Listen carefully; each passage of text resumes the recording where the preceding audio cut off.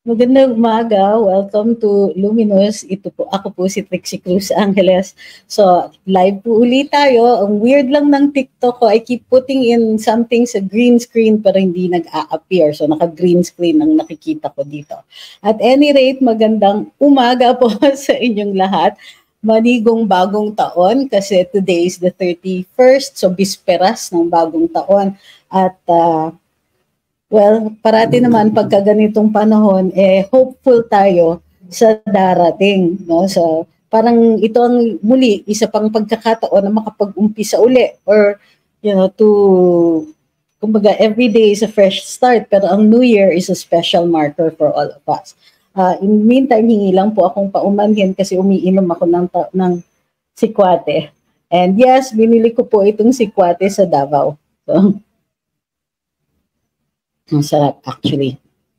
Ito. So, I wanted to, ang gusto ko sana na pag-usapan ng isang topic na napansin ko ay medyo nag-gain ng support. So, ito po ang nakita ko sa YouTube ni dating class baron and PMA graduate na si Sir Dado Enriquez. And he, what do you call this? He announced, meron siyang ginawang manifesto. Hindi ko pa na-reproduce dito kasi hindi ko pa actually nakita yung final form niya or yung because he was talking about meron pa daw siyang aayusin. But I saw that I think it's on change.org. So, meron siyang manifesto that basically says that due to the incompetence, the fact that the reasonable and just requests of the people are being ignored by this government, then he himself withdraws support and encourages other people to do so. All right. So what I wanted to talk about was what exactly is a withdrawal of support. Now, pag-usapan natin dito yung civilian aspect. So, ano ba ang pag sinabi ng mga civilians, tulad natin, ordinaryong mga mamamayan, we withdraw support to from the president. Kumbaga, yun yung nakalagay dun sa sa manifestation niya. We withdraw support from the president and we recognize the vice president Inday Sara as a matter of succession as the president of this republic. Alright. So, bakit? Well, first, let's talk about ano yung mga nauna dito. Matindi ang impression ng marami sa atin na hindi na ginagampanan ng gobyerno ang kanilang nararapat na obligasyon. At ang mga obligasyon na to ay nakasaad sa ating saligang batas. Doon sa isa doon ay yung karapatan natin sa impormasyon. At ang karapatan natin marinig sa ating gobyerno o sa administrasyon na ito kung ano na po ang nangyayari at kung sumasagot ba sila sa ating daing. Okay. Kadalasan, hindi naman sa kinukulang sa pagpapahayag ang ating gobyerno, meron naman pong PCO, maya't maya ay mayroon naman pong, how do you call this? Meron naman pahayag. Ang problema, hindi ina-address yung mga hinanaing natin. Particular na dito ang wala man lang reaksyon, halimbawa ang ating Pangulo sa mga pangyayari dun sa Kongreso, lalong-lalo na dun sa hearing on the Committee on Franchises tungkol sa SMNI. Bukod pa dito, laganap sa social media ang impresyon na may mga taong binabayaran ng ating gobyerno para lang awayin ang ilang mga kritiko ng gobyernong ito. So, bukod pa dito, nakapansin natin na ang mga aksyon o proyekto o mga polisiya ng administrasyon ay hindi responsive dun sa mga problema na talagang bumabagabag sa atin o kaya yung pinaka na nararamdaman natin. Halimbawa, ito na po, uli, presyo ng pagkain, kuryente, tubig, internet, transportasyon, humaba na po yung ating listahan, transportasyon, at ang kalayaan natin magpahayag at magsalita. Okay. Sino yung okay. So, ang punto natin dito ay simple lang. Yeah? One, nararamdaman natin na mayroon ng opresyon. Hindi naman din kasi nila sinikreto yung yung mga hearings sa Committee on Franchises, and instead pinakita sa atin ang oppressive na behavior, mapagmaliit, mapanakit, at parang sorry, wala na po ibang mahanap na salita kundi napakayabang. Parang pinakita at pinamukha sa atin, pinaramdam talaga na sila ay nasa poder. Bukod pa dito, yun nga, ang mga pangako na pinaniwalaan nung kampanya ay hindi man lang hindi man lang nauumpisahan, o kung naumpisahan man, ay hindi po responsive dun sa mga problema. Ito po ay mga impresyon. Hindi po natin sinasabi na ito ay fact, pero in the absence ng pag-oppose, o in the absence na hindi man lang nagre-responde ang gobyerno sa mga kritisismo na ito, wala tayong ibang recourse kung hindi paniwalaan na tama yung impresyon natin. Ang tingin natin, mahal ang presyo ng bigas, presyo ng pagkain, anong sinasagot sa atin? Hindi, nag-work nga yung price cap pero pag pumunta ka dun sa palengke, ay yung price cap, unang-una, hindi naman nag-apply sa lahat ng bigas, ng forms ng bigas. Bagkus, ay sinasabi nila, nag-work. Pero tayo, na ordinaryong mamamayan, kahit 10 milyong beses pa sabihin ng administrasyon na sila po ay nag-work ang price cap, hindi naman natin nakitang gumalaw yung baso, ay gumalaw yung presyo ng bigas. Ngayon lang sa henerasyon natin nakaramdam ng ganito kataas na presyo. Well, maybe mataas ang presyo ng giyera. Pero gayon pa man, kulang talaga. Ito sabi ni Amir, lack of empathy daw. Oo, that reminds me of another administration. Ay, kaloka. So, dahil ramdam na ni Saldado yung hinanaing ng taong bayan at siya ay isang retiradong galing sa sa military natin, siya mismo ang na-articulate niya yung hinanaing, particular na dito yung sa mga retiradong mga opisyales ng ating militar. Sinasabi din niya at sinasabi din ng ibang mga vloggers ng mga retired military officers, yung sinasabi nila ito po ang hinanaing daw, ng ating militar, ng mga nasa active service. Ngayon, alam natin na hindi maaaring magsalita ang ating militar. Makakasuhan sila. Obligasyon po nila ay sumunod sa chain of command. At syempre, nasa pinakarurok ng chain of command na yan, ang ating Pangulo bilang Commander-in-Chief. Pero, mayroong din nakalagay sa ating saligang batas na the AFP, the Armed Forces of the Philippines, is the protector of the people and of the state. So, kung kaya't, kung sakasakaling mag-rise yung pagkakataon o yung sitwasyon na kailangan na ang oppressive na sa taong bayan ay mismong yung estado o yung gobyerno, maaaring gumit na ang ating AFP. Maaari ba na ang AFP ay magprotekta sa state laban sa taong bayan? Well, kung in furtherance of a lawful order, syempre susunod sila. Gayon pa man, kapag ang armed services ay ginamit ng estado laban sa taong bayan, ang tawag dyan, tyranny. So, sabi ni Ramon sa YouTube, napaka-oppressive daw ng gobyernong ito. So, bukod pa dito, ang nakikita natin, maraming salamat pala dun sa, nag-confirm dun sa thought na ito. Ang impresyon natin ay hindi na malaya magsalita at magpahayag ang ordinaryong mamamayan. Hindi na maaaring mag-question ng mga polisiya ukol halimbawa sa mga pangyayari sa South China Sea o kaya dun sa ating foreign relations. malaya tayo, walang nakalagay dun sa ating saligang batas na pagdating sa foreign relations ay hindi tayo maaaring magsalita. Instead, ine-encourage ng ating gobyerno, as evidenced by the statements of public officials themselves who ought to know better, na ino-oppress ang taong bayan na nagpapahayag lamang ng opinyon na hindi kaparehas ng ongoing at maliwanag na polisiya ng ating administrasyon. Bakit pwede tayong magsalita? Unang-una, nagkakaroon lang po ng mga restrictions sa ating free speech kapag may pagkakataon, merong danger yung sinasabi natin o kaya makakakos ito ng damage. So halimbawa, bawal tayo mag-libel ng ibang tao kasi nakakakos ng damage sa reputasyon ng isang tao. Di ba?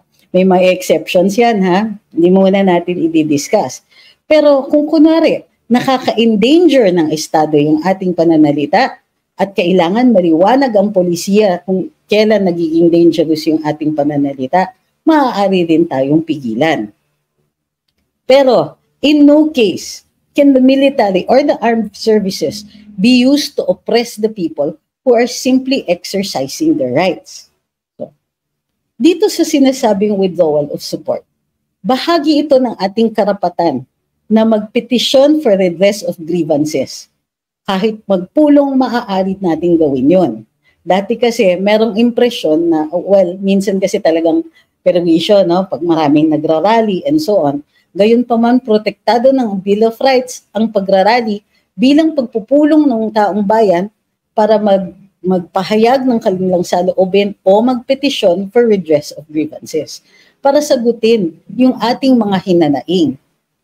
So sinasabi dun sa manifesto ni Sir Dado na imbis na mag-react, mag-explain, makakuha tayo ng panibagong polisiya, ang sinasagot o sinusukli sa atin ng administrasyon ay either DEDMA o kaya opresyon.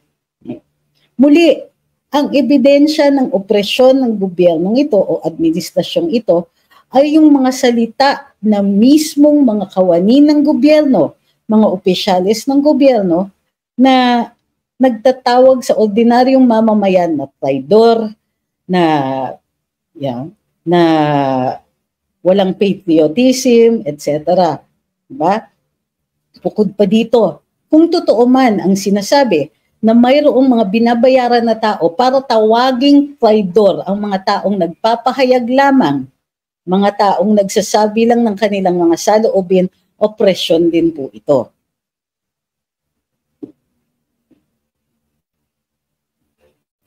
Sabi ni Tej, ang withdrawal of support daw ay maaaring makapag-install ng civil leader. Pwede nga si PRD ang i-install if willing siya.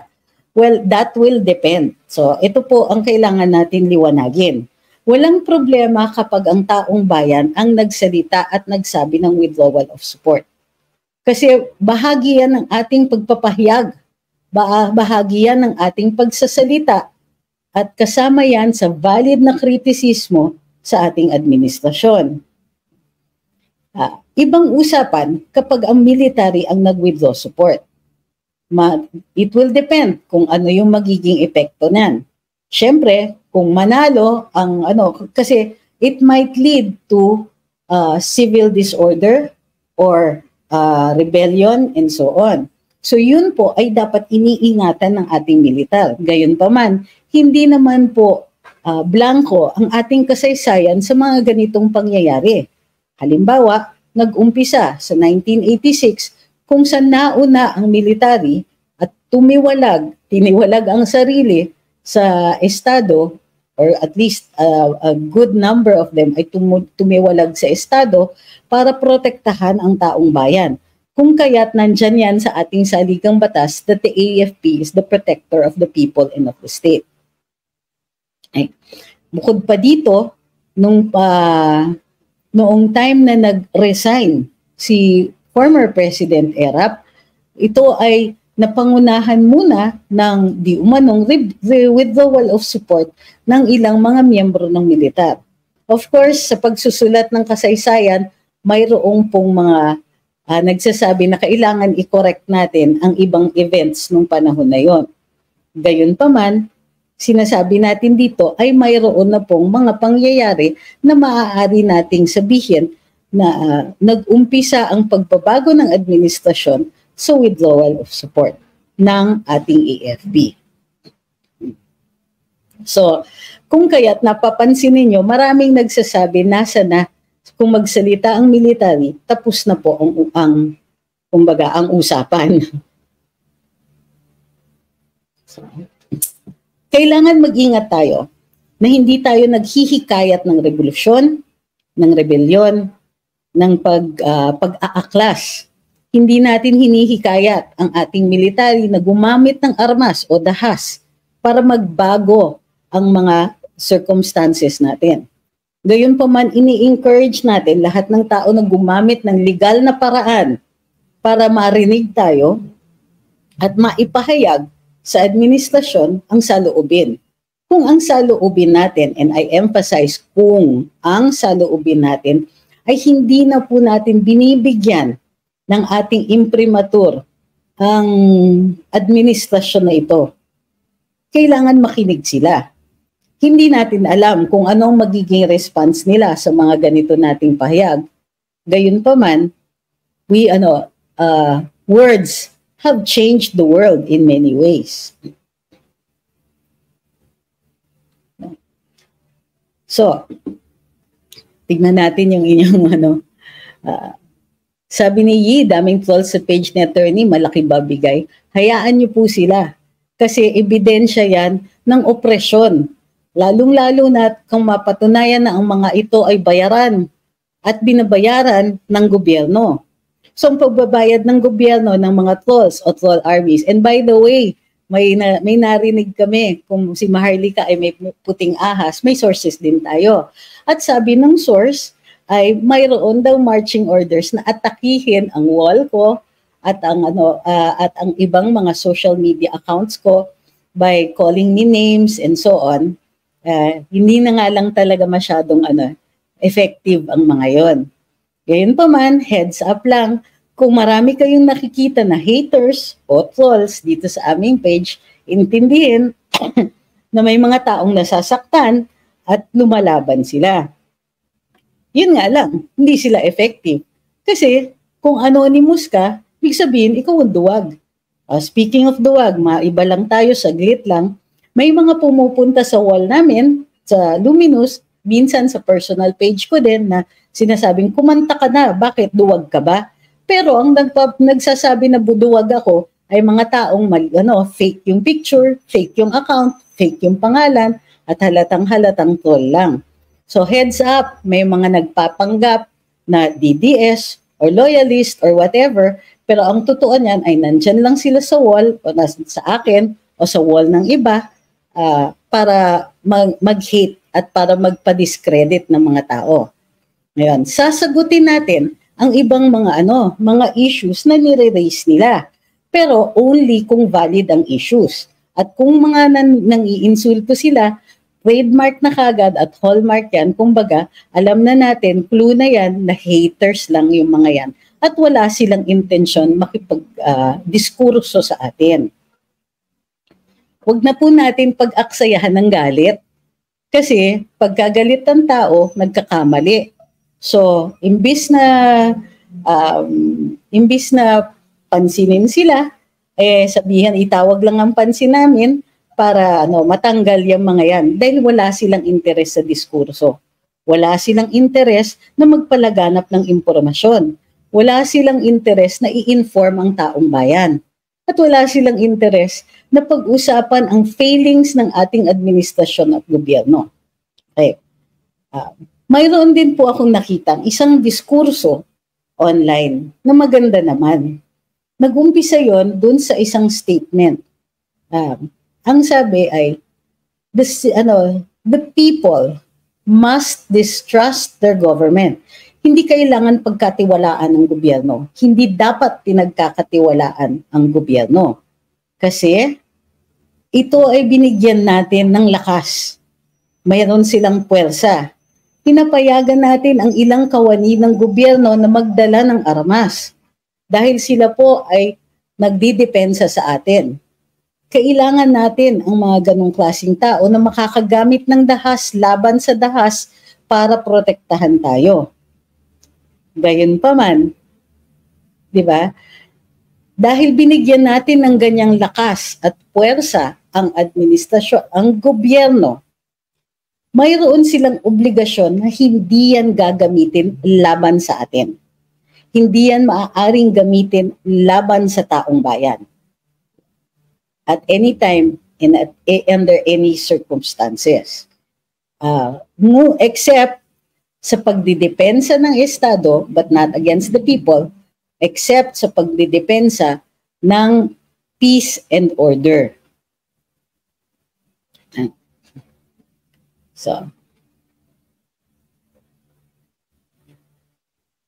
ang sarap ng tableya na galing Davao. O, dun sa mga sa mga trolls, type nyo. Okay. So, ano ito? Anong pwedeng gawin ng taong bayan? Pwede tayong magpulong. Pwede tayong magsalita. Pwede tayong tuloy-tuloy na magsalita. Tuloy-tuloy tayong magpahayag ng ating saloobin. Pero maganda sana kung fair yung ating sinasabi. Halimbawa, mag-criticize tayo ng polisiya o mag-criticize tayo ng mga sagot ng gobyerno sa ating mga daing. Halimbawa, oy, ang galing-galing, ang may bago tayong Secretary of Agriculture. Kung hindi kayo masaya, halimbawa, sa ginagawa ng ating bagong kalihim, maaari din naman nating questionin. Mr. Secretary, ano po ang kakayahan ninyo dito? Alam namin may experience kayo, pero ano naman po ang napag-aralan ninyo? Sabi ni Piki Patch, pansin ko walang Christmas message si PBBM, parang nagtatago. Hindi, parang meron naman yata. Hindi ako sure ha, pero parang may nakita ako. But I could be wrong. Sabi ni Ma'am Rachel, it's ongoing na pipirmahan right now. Retired Army and normal citizen. Normal. Pero meron din daw active Army. Nakita ko na sa change.org. Oo. In fact, ang ini-encourage ni Sir Dado ay kung active military ay hindi mo kailangan ilagay ang tunay mong pangalan. Ang importante ay malaman, marinig ng administrasyon ng ating gobyerno na mayroon tayong hinanaing.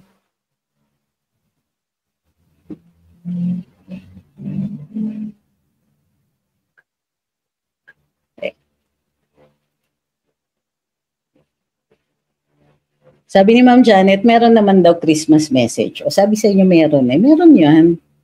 O kung, isa pa, example yon. Kung tayo ay magdadaing o magkakriticize, kailangan fair yung kritisismo na yon. Pero sinasabi rin naman ng ating Korte Suprema, bahagi ng free speech natin kahit may times na nagkakamali tayo.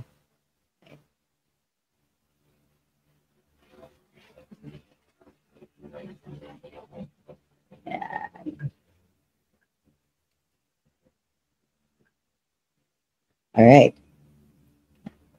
Sabi ni Paul Keith Opinia Gozon, Duterte pa rin. Talaga, Happy New Year. Sabi niya. Okay. Sabi ni Yi, Budol is real. Sabi ni Good Enough, mawawala yung prinsipyo ng isang tao kapag natabunan ng malaking pera. I don't know if that's exactly a rule, di ba? Sabi ni Maharlika, as differentiated from Madam Maharlika, we will support Inday Sara. Sabi ni SVQ, wala man lang isang senador or congressman na nakinig sa hinanaing ng mga tao tungkol sa MOOE. Meron ba? O isa pa yon, may panawagan para sa transparency. May panawagan para sa liquidation. May panawagan na i-explain man lang kung saan ginagamit ang MOOE, extraordinary expenses, and so on.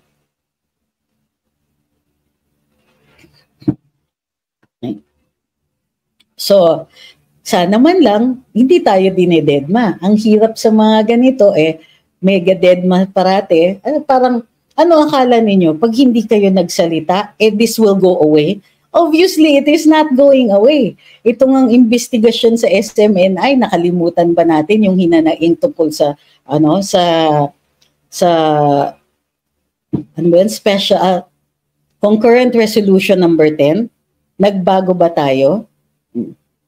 So,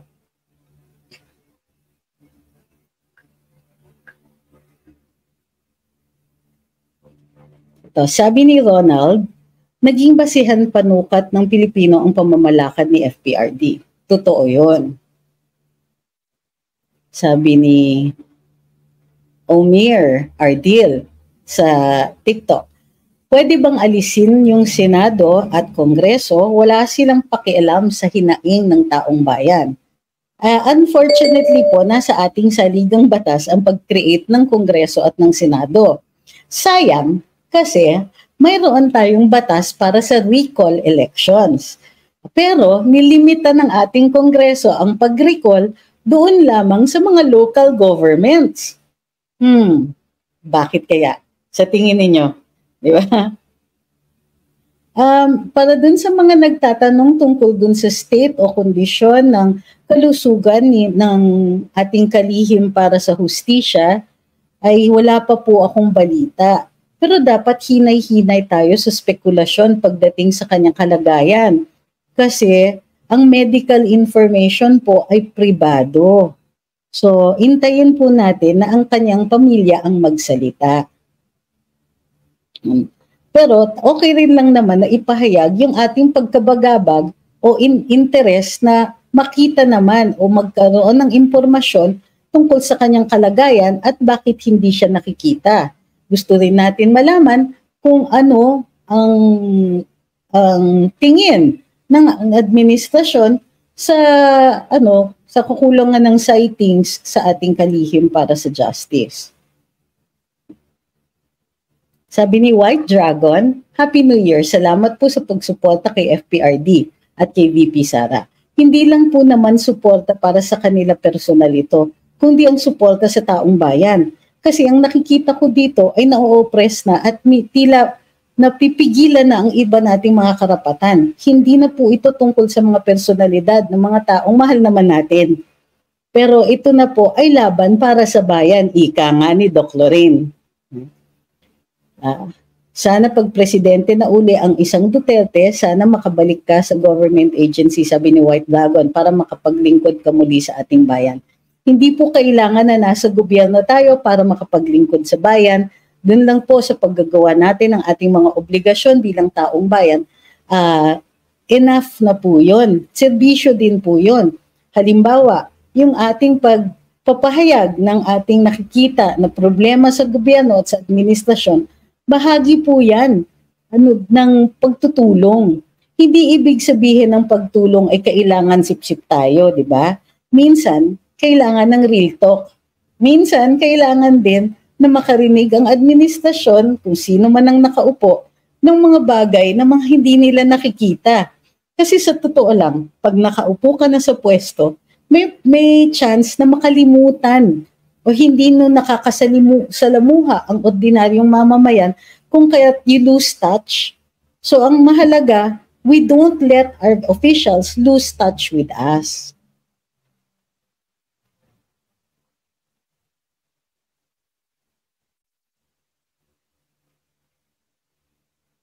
Sabi ni Romeo 0229, isa't kalahating taon na si PBBM, wala pa akong nakitang project niya na matunog talaga. Okay, fair naman po yun. Sabi ni Yi, ang pinakabentahe ng Duterte supporters, di kayang bayaran ang social media engagement at ang social media engagement ay organic. Tulalo. Although, dun sa Facebook, hindi na po basta organic kasi throttled na po ng husto. So pasensya na po dun sa mga followers sa Facebook, all 500,000 of you, pasensya na po kasi hindi naman po namin kasalanan na hindi na kami lumilitaw masyado sa newsfeed nyo.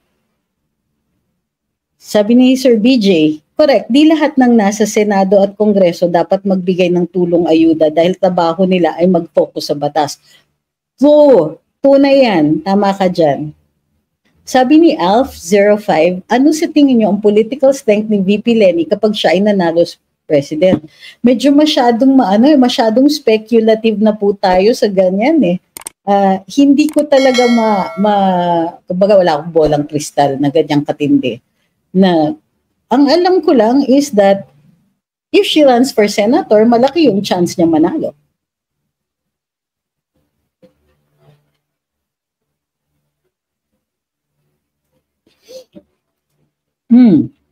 Excuse me. Sabi ni Mulye Fortis, mas lalong di naka-move on ang mga taong bayan makamove on ang taong bayan kung dededmahin. Kung dededmahin ang national crisis. Walang magmo-move on kung walang closure sa issue galing mismo sa bibig ng Pangulo. Dapat sagutin niya yung mga issues na binabato sa kanya.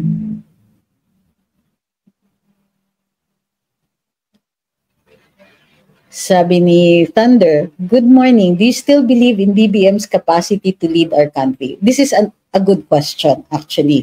Kasi ang issue kay President BBM ngayon ay ang issue ng leadership. Kasi pumapalpak na yung mga taong pinag-uutusan niya na gawin ng mga trabaho, ngunit itong ating Pangulo ay hindi nagtitimon or kulang siguro sa pagtitimon. Or naniniwala pa rin na despite the kapalpakan ay okay pa rin sa kanya yung ganong klaseng trabaho.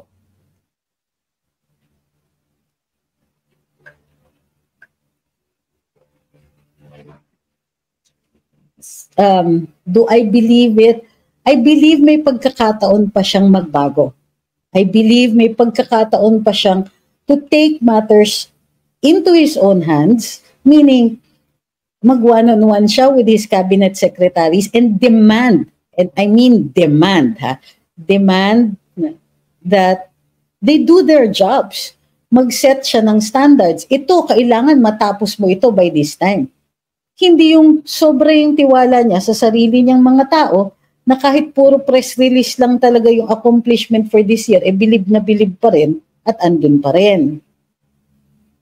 Ito, maganda itong comment ni Ma'am Jennifer Laroco 601. Imbis na tumulong kayo, sita kayo ng sita. Madam, ano sa tingin mo ang tulong? Ano po ba ang definition ng tulong?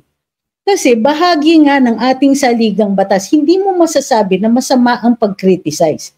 Kasi protektado ito under the Bill of Rights. Nilagay natin sa pinakamahalagang dokumento ng ating bansa. Ang karapatan na yan, nilagdaan at in-uphold ng taong bayan. Bukod pa dito, sino may sabi na ang sita ay mali?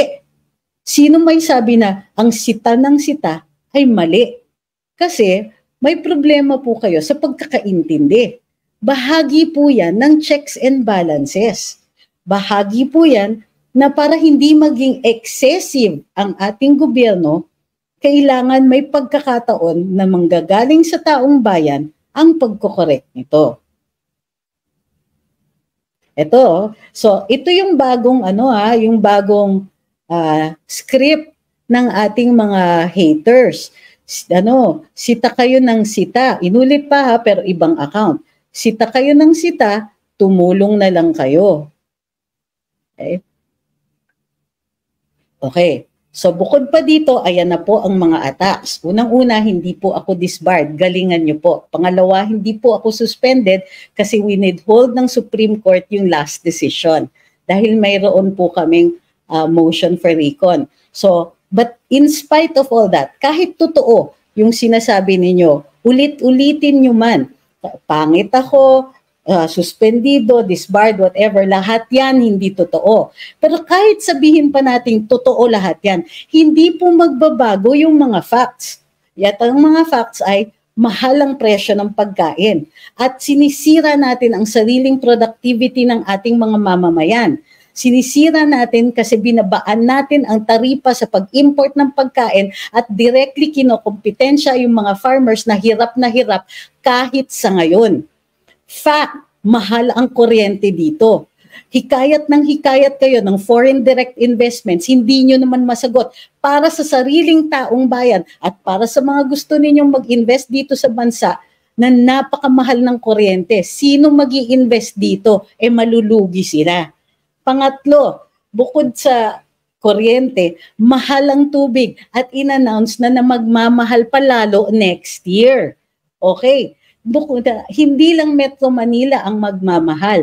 Magmamahal sa buong bansa kasi pag naset ng MWSS ay sumusunod po ang mga local districts. Kahit sabihin ninyong mukha akong tanga, kahit sabihin mo na kahit ano tungkol sa akin, sa personalidad ko, yurakan mo ang reputasyon ko, ang pagkatao ko, hindi magbabago yung fact na mahal ang pagkain, kuryente, tubig, transportasyon. Hindi mawawala yung mga facts na yon. Siraan nyo man ako. Hindi mababago yung mga yon. At hindi nyo kami mapapatahimik. Kasi napakagaling nyo naman. Ang galing naman ng strategist ninyo. Imbis na kumbinsihin kami na mali kami, iniinsulto nyo kami. Paano kami kakampi sa inyo kung ang insulto ang ginagawa ninyo? Okay? Sabihin niyo sa amin. Huwag yung kami yung tinatamaan kasi nahahalata lang na syusyunga-syunga yung gumawa ng script ninyo. Sagutin ninyo, bakit mahal ang presyo ng pagkain? Kung na-justify ninyo, hindi kami magagalit. Ang problema, hindi nyo kayang i-justify. Kasi kahit kayo, binibigyan lang kayo ng script, hindi man ulul. Hindi man, sorry, hindi man kayo, hindi man lang kayo nagre-research. Okay? Hindi kayo natututo. Hindi kayo marunong. So, hindi ko kayo iniinsulto. Fact po yun, na wala kayong ka-research. Script lang ang binigay sa inyo, kumulekta na kayo. So, sino sa atin ang may kasalanan sa taong bayan? Sino sa atin ang lumalapastangan sa mga karapatan ng tao? Kayo.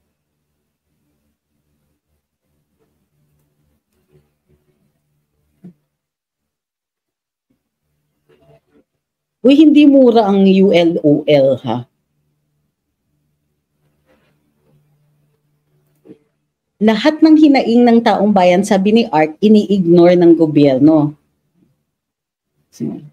Bakit galit si Maharlika? Sino bang hindi magagalit?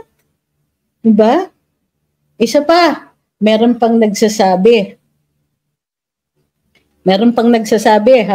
na bitter ka lang. Pati si Madam Maharlika, sinasabi nila, bitter lang yan. O sinasabi nila si Sas, di lang daw nabigyan ng posisyon. Unang-una, inofera ng posisyon si Sas. Pinabubulaanan ko yan, ha? Inoferan siya ng posisyon. Alam ko, kasi isa ako sa gustong kumuha sa kanya bilang undersecretary. Okay? Hindi. Unang-una, ayaw niya. Okay? Pero hindi lang po ako. Merong ibang kumukuha sa kanya, hindi lang siya na-appoint. Bukod pa dito, siya po ay sumagot at nanilbihan, nagserbisyo at tumulong bilang parang informal or formal na consultant kay Clarita Carlos under the NSA. So tigil-tigilan nyo yung mga ad hominem ninyong ganyan na bitter o hindi na-appoint, etc. na paghahalataan lang ang kakulangan ninyo ng pag-iisip. Sabi ni ISIS, true po yan. Ang iba kasi na may personal lang po sila. Oo, at hindi nagko-contribute sa diskurso. Hindi gaya ng last administration, kapag may mga nagkikriticize, ang kasagutan dyan ay batas, statistics, other sources. Sabi ni Rob Jai, mga keyboard warriors lang naman yan.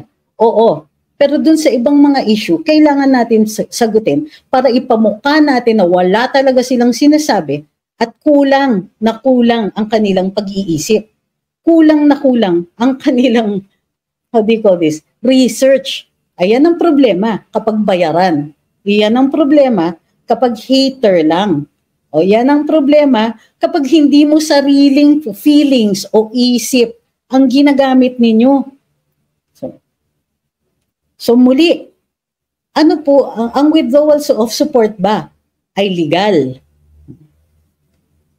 Opo, as long as, kunwari, ang mga citizens, pwede. So, maaari pa nating dagdagan yan ng further na civil disobedience. Hindi pa ako sure kasi kung anong klaseng form ang civil disobedience na yon. O, halimbawa, maaari ba tayong hindi muna magbayad ng buwis? Oo. Pero posibleng mapatawan tayo ng penalties at surcharges. Kailang yon kung handa tayo for that.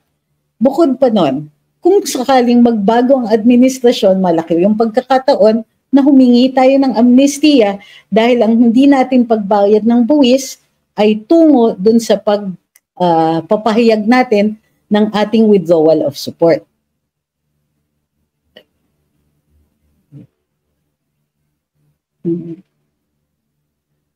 Sabi ni Abrogs, totoo bang nabayaran na ang BBM admin utang ng bansa? Yun kasi paniniwala ng BBM support. Hanapin muna natin po ang link para precise yung magiging sagot natin dyan.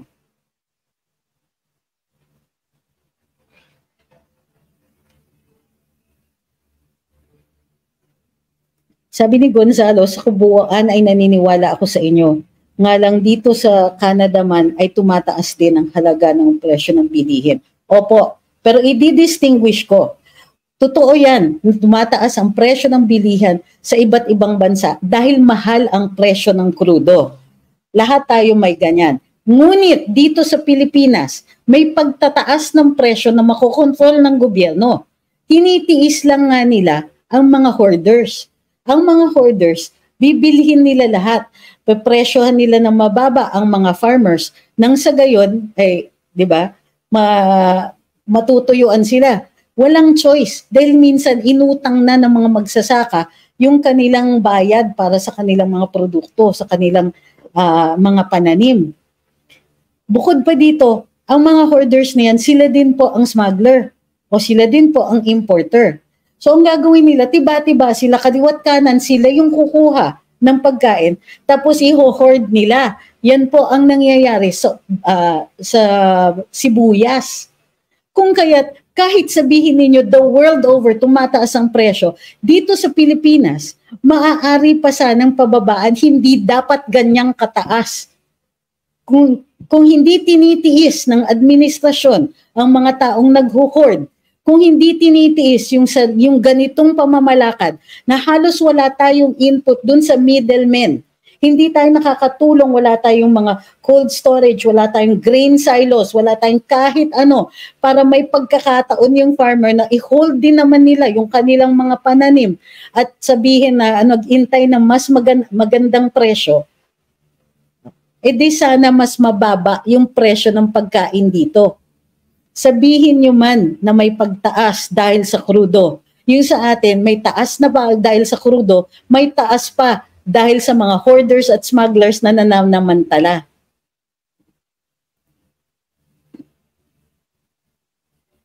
Sabi ni Ma'am Lisa Galve, tumataas ang presyo, ang prices dito sa Canada dahil sa carbon tax ng Trudeau government.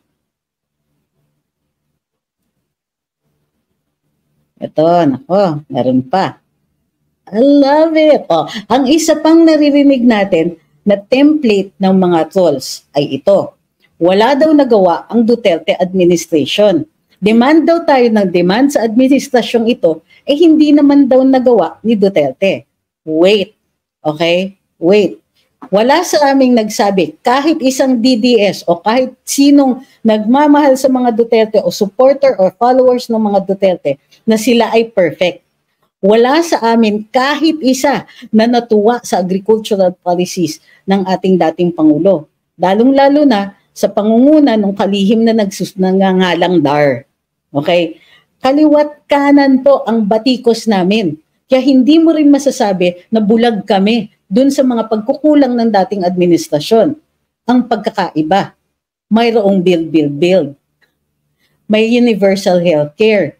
Merong talagang genuine na intensyon na pababaan ang dami ng mga taong naghihirap.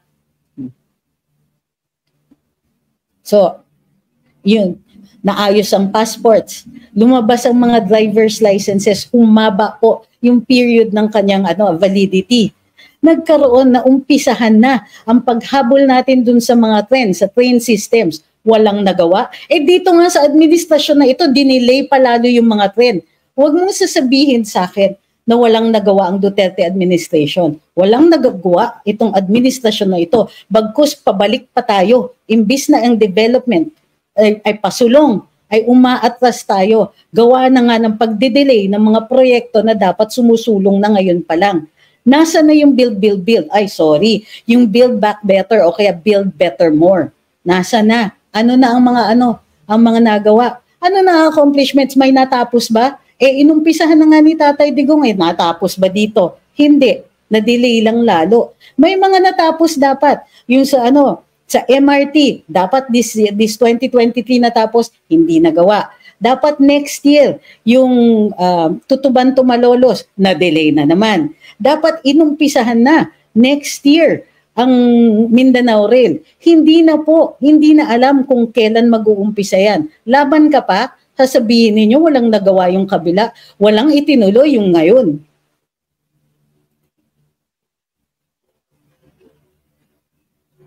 Sabi ni Contemplo Sebastian, nakinabang ako sa passport, 10 years, thanks Tatay Digong.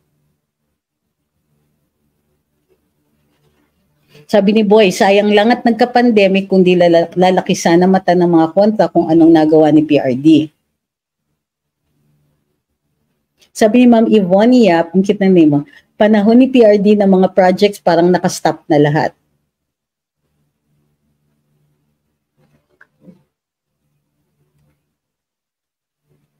Hindi nagawa mga projects kasi inuna pa ang ayuda worth 500 billion, sabi ni Stephen Gerard. Sabi ni Kapitan Tiago, sana si VP Sara na lang tumakbong presidente. Ramdam kita dyan. Sabi ni Maringay, Tatay Digong made me feel safe. So, good luck. Doon sa mga nagsasabing walang nagawa ang mga Duterte, kahit ulit-ulitin mo yan, hindi kami maniniwala. Hindi na po nag-work yung ganyang strategiya. Yung sinasabi ninyo na a lie told often enough becomes the truth. Pues, hindi po. Kasi every step of the way, kami ay mag-o-oppose sa sinasabi mo. Every step of the way, maglalabas kami ng mga facts na hindi nyo kayang i-controvert dun sa inyong mga pagpapahayag ng script ninyo. Pwede po ba yun na pagkatapos ng tatay, anak ang tatakbo ng presidente, madam? Opo, tinanong po ito ni Ray Ray. Siyempre, wala naman po tayong anti-dynasty law wala rin naman po tayong batas laban dyan. At as long as valid yung eleksyon, valid po yung pag-uupo ng anak.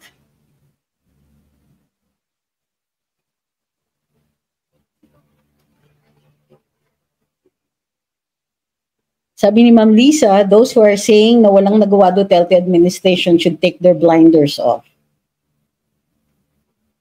Sabi naman ni Angela, puro paasa lang pala sila. Sabi ni Edgar, natigil na ang droga sa panahon ni PRD, ngayon balik na.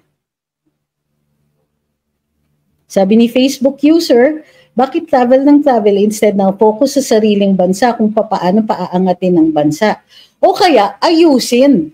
Kasi kaya kung hina-hina, umikot ka man ng buong mundo at manghikayat ng foreign direct investments, kung mataas ang presyo ng kuryente at patay sindi pa sa probinsya, sino dito yung mga taga-probinsya? Gaano kadalas ang brownout sa inyo? Kung ba't hindi nangyayari sa Metro Manila, hindi natin alam na gano'n ang nangyayari. Kakulangan talaga ng kuryente. Paano yan? Paano yung foreign direct? Kahit sabihin mo pa, ang galing-galing ng marketer na to, naiintindihan ko nung umpisa good faith. Sige, hikayat tayo ng FDI. At the same time, ayusin natin yung kuryente, tubig para mas maraming pumunta dito. Pero sa totoo lang, doon pa lang sa aayusin natin yung kuryente at tubig para dun sa foreign direct investments, medyo dumidikit sa ngalangalayan Kasi dapat inaayos natin ang kuryente at tubig para sa mga mamamayan. At kung maayos lahat ng mga ito, dadating yung FDI. Ano yung sinabi sa Field of Dreams? If you build it, people will come.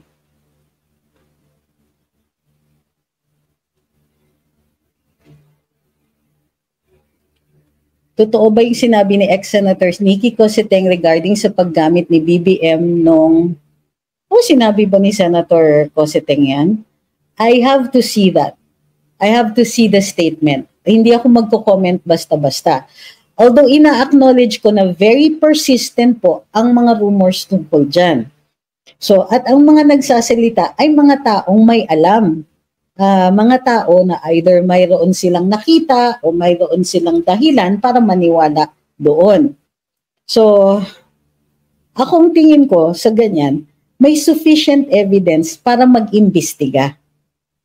Pero hindi ko pa masasabi na there's sufficient evidence para ikulong. Enough na siguro para makapagpaumpisa ng investigasyon. Pero kapag nadagdagan ng ebidensya na yan, ibang usapan yan.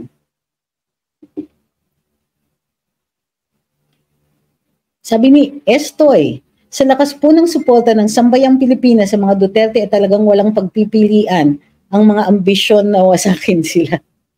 Ang mga may ambisyon na wasakin sila, the more they destroy, the more they get stronger.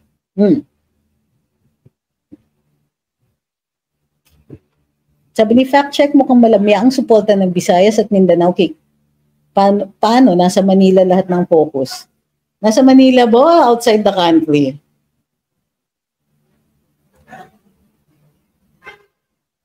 Ito.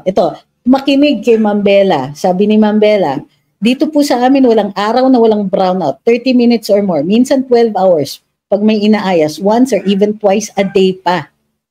Tama. Paano tayo magkakaroon ng matinding foreign direct investments?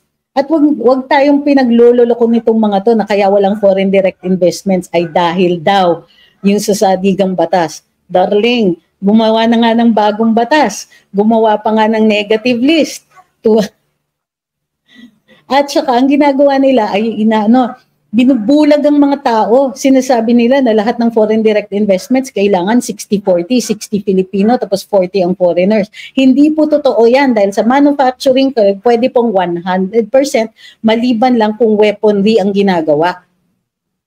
Okay, kung ang tanong mo ay bakit ako naalis sa cabinet, hindi po totoo yan. Tumigil ka dyan. Kahit ulit-ulitin yan, hindi ka magiging tama kahit kailan.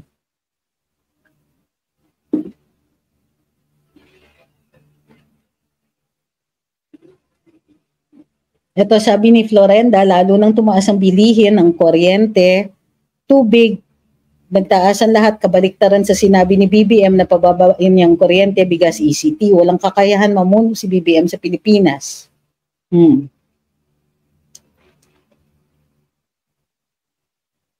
Sinagot ko na po yung sa pulburon. Thank you kay Ma'am Divina Albay sa ating YouTube para sa kanyang super chat. Kay Duterte Defender and Supporter sa super sticker. Si June Reason, super sticker. Thank you. At saka kay Brisa Ramos na nagpadala ng pangkape. Maraming salamat. Masyado na ba akong stressed?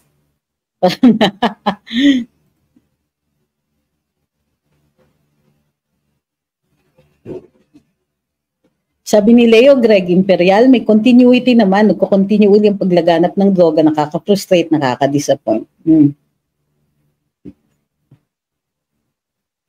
Sabi ni Chef Master, uy, ang ganda dyan ha. Pumunta daw sila sa Glan. Uy, maganda doon. Ang gaganda ng mga lumang bahay. Sa resort, 2 beses daw nag-brown out. Wala pang generator. Sabi ni Colm, nasa na daw yung bilyong-bilyong investment pledges. Ay, kakaloka ha. Diba?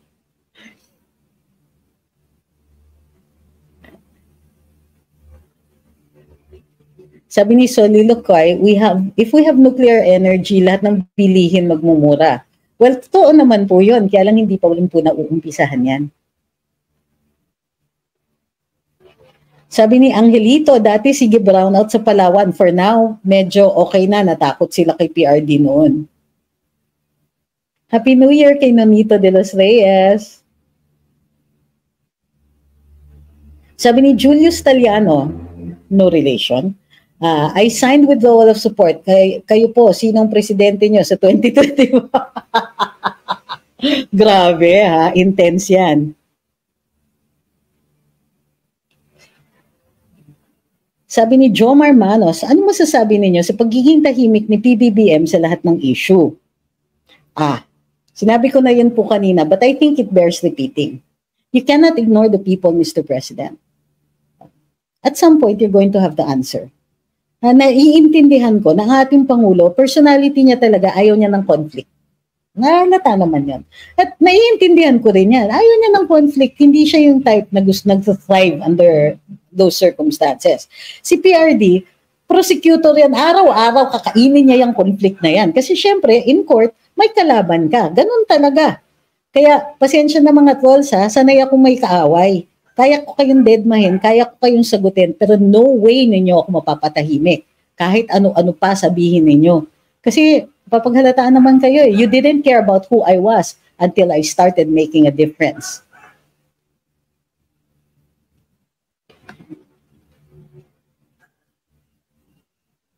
So, I think the president should address issues.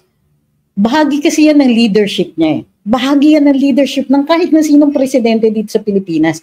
Kailangan sagutin.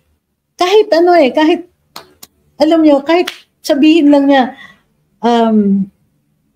I recognize that you are, you're concerned about these things. But I assure you, we are working on them. For example, this is what we did. If this succeeds, then this is what's going to happen. Simple lang po, may formula yan sa pagsasagot sa mga daing ng mga taong bayan. It's not rocket science. If the people are confused, you, the leader, we look to you, the leader, to end this confusion. If the people are dissatisfied, at the very least, you owe us an explanation. Ano na nangyayari? Bakit ganito? Bakit ang mahal ng bigas? Okay? At please lang, huwag kayong magpaka-elite at sabihin, di huwag kayong kumain ng kanin. Really? Kaloka kayo. Thank you kay Ma'am Andrea.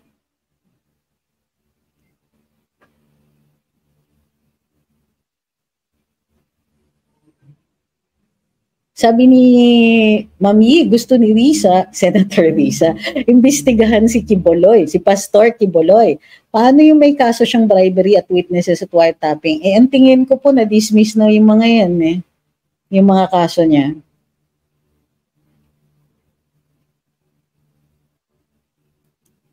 Sabi ni Sepiro, Mego Noy, ay, sumasagot pala siya sa ibang tao.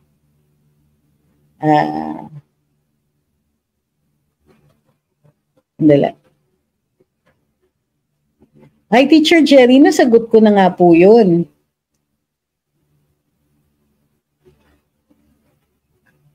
Sabi ni Carl Vincent, FPRD set the bar of governance too high. But we are made aware of the ineptness of the current government. Sabi ni Alvin, bakit ang daming bakante sa government? Well, may politicking kasi pagdating sa pagpupuno ng mga posisyon na yan. Okay? May politicking talaga. I mean, you can't get it out because that's the nature of government. The president is in fact a political person. Hi, kay Kurt. So hindi natin matatanggal yan. Ang problema is kung ang kinukuha ng administrasyon ay mga tao na hindi naman nakakatulong, number one. Or hindi naman sila marunong. Okay?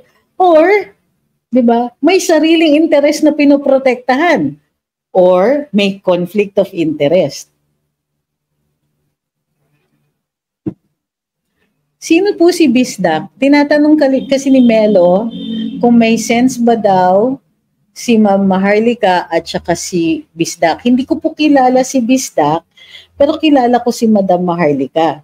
She is just passionate. I know that sometimes some people mistake her passion for something else, no? But she's very passionate and truly believes in what she's fighting for. So, and yes, while I cannot, I don't compare in any way to Madam Maharlika, she is hugely entertaining and come on, let's face it, marami siyang nasasabi na, kumbaga, that are proven true later on. And so I'm not surprised na marami talagang nakikinig sa kanya.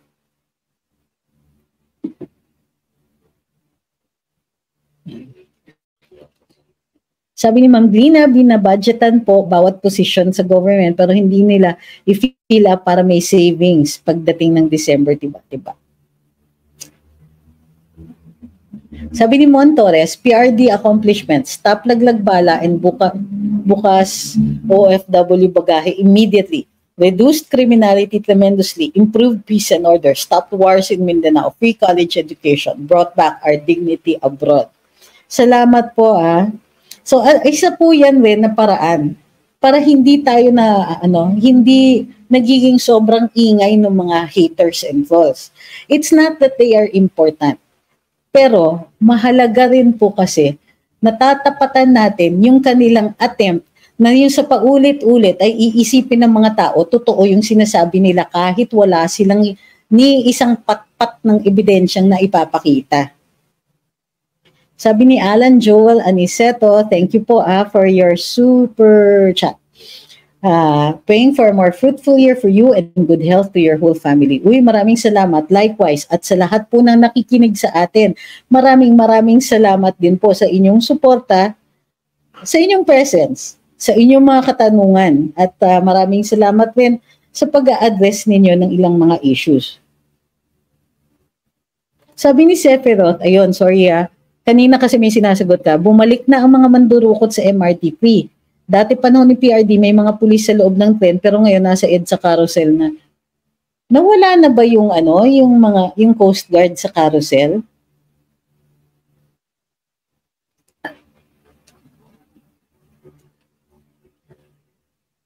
Sabi ni CRTV, hindi lang savings ang habol sa bakanting posisyon, kundi nire-reserba ito sa isang favored na tao. Pwede. Alam mo dyan, tinatanong niya kasi kung naniniwala ba ako na nagpupulburon si PBBM. I think that it doesn't matter what I think. What matters is evidence. What matters is whether or not this is true. And I don't know if it is true. I know that there is sufficient evidence to initiate an investigation, but not sufficient evidence yet to convict. Diba? So far, sabi, but yung iba kasi, ang mga nagsasalita are supposedly directly witnesses. Sa kanila, yes, I would believe that they at least believe that is true. Pero, para makagawa ako ng conclusion, hindi po sapat yan. Ang tingin ko dyan ay dapat pinaiimbestigahan ito. Or dapat kahit man lang koonti ay sagutin ito ng ating Pangulo. Maniniwala naman ng mga tao pag sinabi niyang wala yang katotohanan, di ba? Pero instead, he chooses to be quiet about it.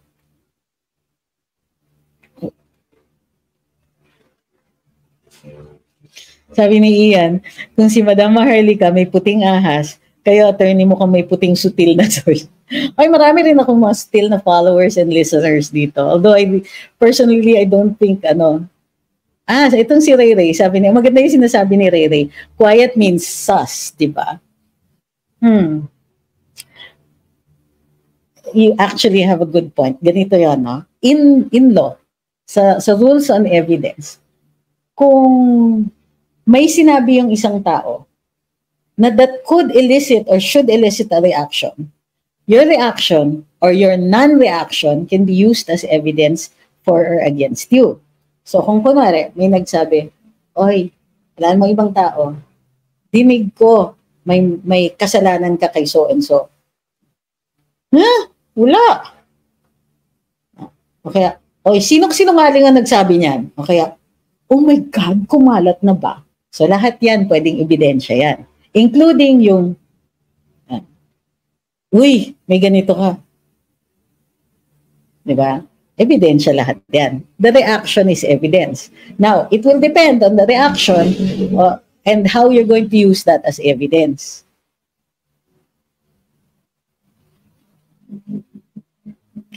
Ito. Sabi ni Melo, bakit puro salita lang si Maharlika? Ayaw niyang ipa-showcasing evidence niya nang maniwala kami.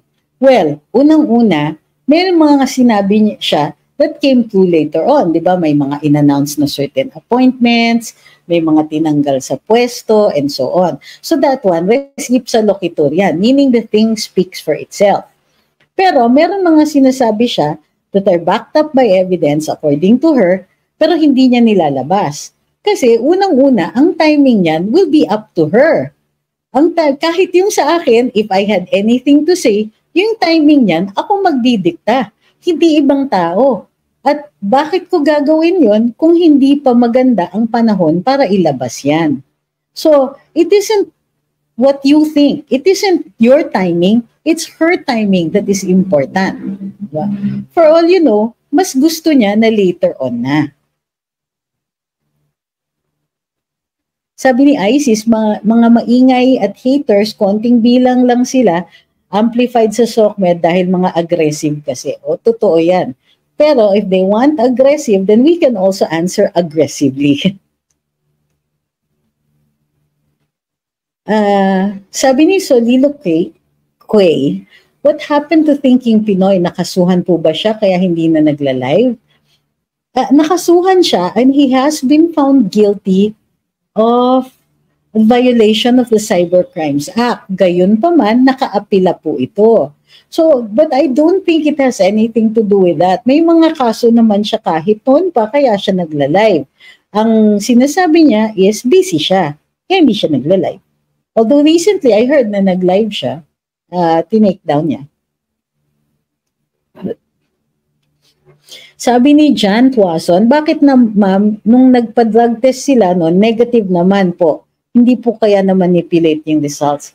Hindi. Kasi it will depend on the drug test.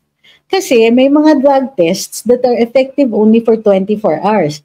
Meaning, ang ang resulta nun ay kung ikaw po ay nagdroga in the last 24 hours.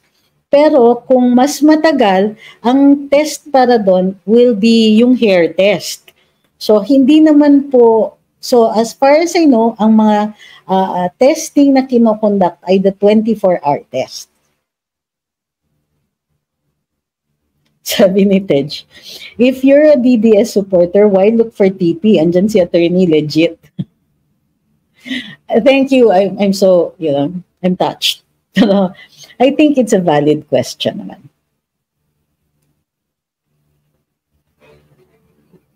Sabi ni Gab, bakit ma'am ngayon nila ginagamit kay PBBM? Ano po ba ang rason? Ang ginagamit ang ano po? Paki-clarify. Sabi ni Mr. Sharpness, friend po kayo ni Attorney Vic. Now, I don't know if that is a statement or a question. Now, if that is a statement, ganito po ang sasagutin ko. Wala po akong kaaway sa gabinete ng ating Pangulo. Kahit noon. Ngunit, hindi wala sa kanilang exempt sa kritisismo na nanggagaling sa akin. Posibleng hindi ko kikriticize na si Attorney Vic dahil wala na po siya sa pwesto.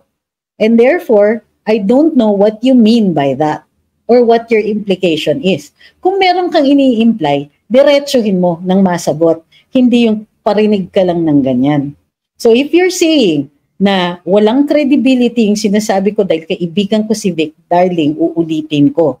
Kahit sino pa ang kaibigan ko, hindi magbabago yung fact na mataas ang presyo ng pagkain, kuryente, tubig, transportasyon, at internet.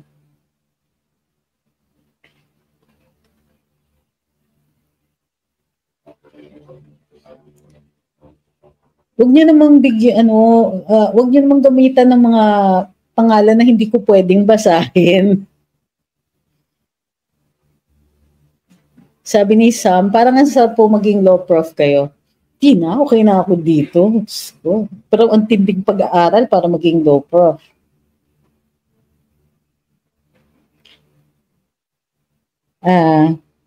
Sabi ni John, mas malaki kasi ang bigayan kapag maraming engagement kahit mali-mali at walang ebidensya patuloy pa rin ang trolls.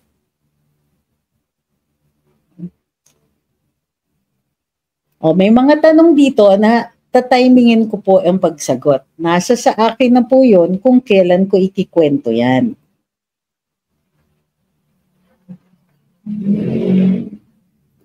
Sabi ni JVG, may right po ba tayo na mag-demand ng pagpapadrug test ni BBM? Yes po, actually, pwede naman natin i-articulate yung saloobin na yan. Bahagi po yan ng free speech. Pero, kailangan realistic tayo dahil ang feeling ko hindi naman sila papayag or kung sakaling papayag, doon lang sila magbibigay yung 24-hour testing. Sabi ni CCTV, parang walang sense of urgency ang gobyerno. Si John Tuason. O pagbigyan natin si John Tuason, tinanong niya, out of context, ano po skincare ninyo? Maganda lang po yung ilaw. Kaya dito sa bahay, ganda-ganda ng skin, di ba? Kasi ang ganda ng ilaw na ginagamit ko. Pero if you really need na yung skincare regimen, ginagamit ko hyaluronic acid, salicylic acid na cleanser, ano ba to? Vitamin C, tsaka sunblock. Opo, kahit sa studio po, naka-sunblock ako ngayon. Kasi there's certain lights such as yung mga lumang fluorescent lights and certain lights, hindi ko pa alam yung mga LED lights na nakaka-affect po ng skin. So yes po, kahit nandito lang ako sa bahay, kung gagamit ako ng certain lighting, ay nagsa-sunblock po ako. Yes po. Thank you. Sabi ni June Sanchez, I just want to share. I am 100% FEM loyalist, kaya lang dahan-dahang sinisira ni Dayon yun. Sabi ni Isis, neutral daw siya sa politics. Agree ako sa lahat ng facts na binabahagi niyo sa amin. Maraming salamat din po. Ano daw yung sunblock ko? Sabi ni Infinity, yung ginagamit ko yung Korean. Dalawang klase yung ginagamit ko ay na-alternate ko. Yung isa kasi ginagamit na makeup base. Meron na siyang kahalong hyaluronic acid with the sunblock or something like that. Tapos, yung, ano ba yung brand? White something na brand. Ayun po yun. Ito, sabi ni Bong, 1972. Bakit ayaw na lang tumigil mga talunan? Ba't di hayaan ang Pangulo? Ini-imply ni Mr. Bong, 1972, dito sa TikTok, na ang kritisismo natin ay tungo sa pagpapapalit ng nakaupong Pangulo para sa ibang tao. Hindi po kami ang nag-umpisa ng laban na ito. Sino ba ang unang umatake sa Vice Presidente? Hindi po kami atat na maglagay sa kanya kay VP Sara bilang Presidente. Pero atat kami sa mga pagbabago. Nasa na yung pag-aayos ng sistema? Nasa na yung uli, ha? Bumaba ang presyo ng pagkain, tubig, kuryente, internet at transportasyon. Siyempre, atat kami. Dahil kami naman yung nagugutom eh. Ewan ko kung alta ka, baka marami kang pera. Pero sa amin na nagbibilang at nagbabudget, kailangan malaman namin kailan ba ito maaayos. At bakit ninyo inaatake si VP Inday? At bakit siya pa yung pinagmumukha ninyong atat na makaupo sa pwesto? Tinanggihan nga niya yung pagiging presidente. Kung siya nga yung tumakbong presidente, hindi naman siya lalabanan ng presidente mo. Diba? So, tigilan niyo na yan. Hindi yan nag-work. That is completely illogical yung sinasabi ninyong kaya kami nagkikriticize dahil gusto namin iupo si Inday o naaatat kami iupo si Inday o naaatat si Inday. Oy, hindi Diba? Pwede nga siyang magpresidente. Nakakapag-usap, sabi ni Mr. Sharpness, nakakapag-usap po uli kayo ni VP Sara. Ano po kaya ang kanyang saloobin sa mga pangyayari? Hindi ko po siya nakakausap. Pero ang alam ko is that nakikita ko na dahan-dahan bumabalik na yung dati niyang personality. Alam niyo yung pagkasutil? Love na love ko yung tungkol sa kanya eh.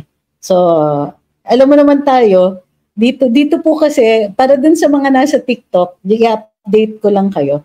Sanay na po yung mga followers sa YouTube at saka Facebook. Ang tawag ko sa kanila sutil. So, yung mga tipong magandang umaga mga sutil, ganyan.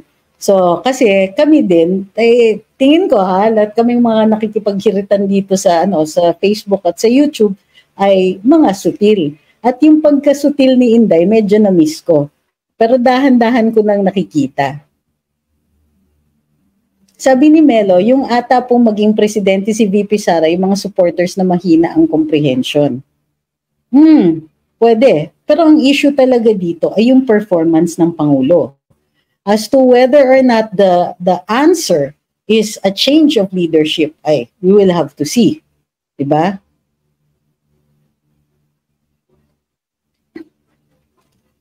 Ito sabi ni Roland, sinisingil natin siya. Maganda yung pagka-phrase nyo.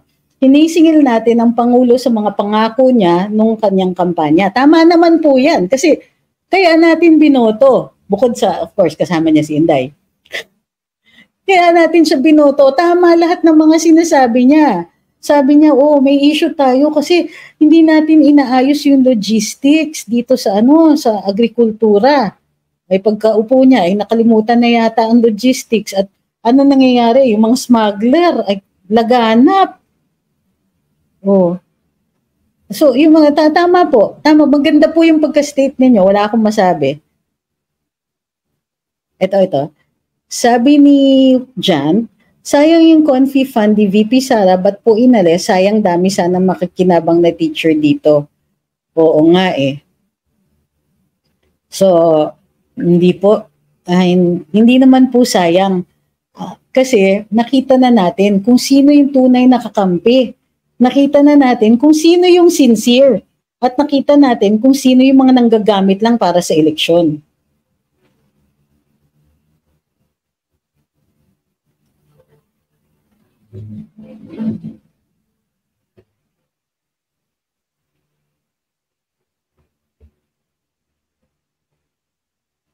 Ay, oo. Sa ang 125 million inalis, maingay sila. Pero sa additional 450 billion, tahimik kahit ang makabayan. Salamat, old school Pinoy. Ganda ng pagkasabi mo. Sabi ni Iram Rev, nagmamando at masusunod. So yung kampanya niya maliwanag na nabudol tayo. Alam niyo, natatawa ko. Kasi yung mga haters, yung mga bayaran calls, pikon na pikon sila dun sa statement na nabudol. Ewan. Suportado ko ba daw, sabi ni NSM, si Martin Romualdez? Hindi po. But what do you mean by suportado? Unang-una, hindi ako constituent niya, hindi ako taga Leyte. Pangalawa, hindi ako sang-ayon sa mga ginagawa sa Kongreso at nakikita nyo naman dito consistent ako na from the start. In fact, kami lang nga ang nagsalita tungkol dito sa creeping charter change na ginagawa na halatang halata naman may imprimatur at nag-umpisa dahil sa sinabi ni Speaker Martin. Pero ako ba ay namemersonal kahit sa kanino sa kanila, maging si Pangulo, yung First Family, si Speaker Martin, kahit sinong kongresista, hindi ako namemersonal. Pero hindi ko huhumpayan ang pagbabati ko sa mga maling polisiya, maling paglalakad, at maling arroganteng attitude ng mga kongresista o ng mga ibang mga nasa kongreso. So yes, hindi ko alam kung anong ibig mong sabihin doon.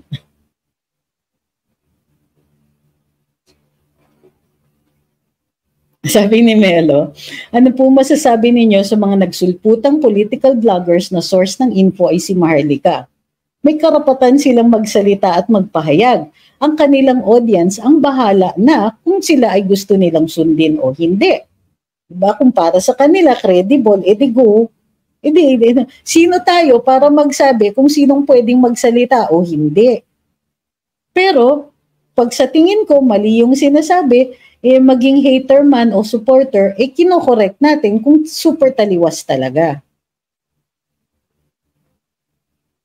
Sabi ni NSM, bakit walang komento si PBBM sa impeachment ni VP Sara po? Bakit parang wala siyang pakialam? Wala rin kasi siyang sine-explain eh. Hindi niya ine-explain kung bakit po ganon. Sabi ni Melo, pero it can lead to misinformation po. Okay, kung ang point mo, Melo, ay dapat i-take down sila, hindi ko susuportahan yan. Kasi ang sagot sa misinformation ay more information. Yung tamang impormasyon ng ilabas ninyo. So kung sa tingin mo, may mga taong ganito, ikaw mismo, may obligasyon ka rin na ikaw ang magpahayag ng tamang impormasyon. Pero yung mga censorship na ganyan, hindi ako sang-ayon dyan. In fact, hindi nga ako sang-ayon sa prinsipyo ng fake news. Kasi ang sinasabi nila, kailangan tinitake down yung mga yan kasi madali lumaganap. Ang sa akin, kailangan tapatan mo ang fake news with the true news, with correct information. Yun po ang rule ever since. Ngayon lang po, mayroong na nga naghihikayat ng censorship, pero dinidisguise nila as a principle of fake news. No, in the end, what you're doing is you're shutting up people and they're not going to learn. Lalong-lalo na yung ginagawa nilang mga nagtitake down ng mga accounts. Hindi ako sang-ayon yan because what you're doing is you're depriving people of the opportunity to learn from their mistakes.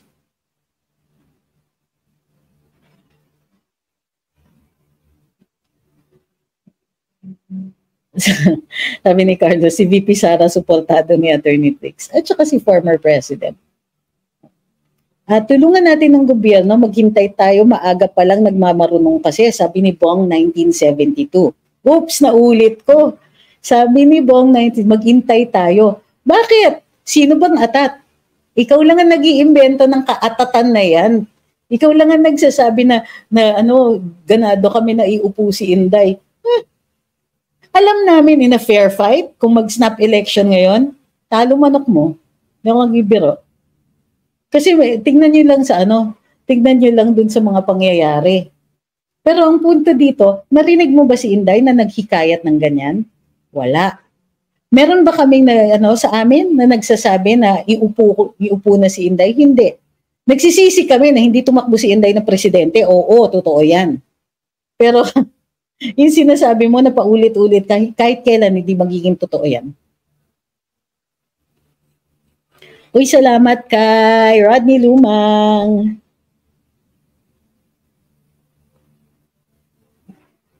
Sabi ni Shamrock, di ba sabi pa nga ni Representative Teves na gusto niya ng Social Media Registration Act dahil sobra na daw ang pambabash?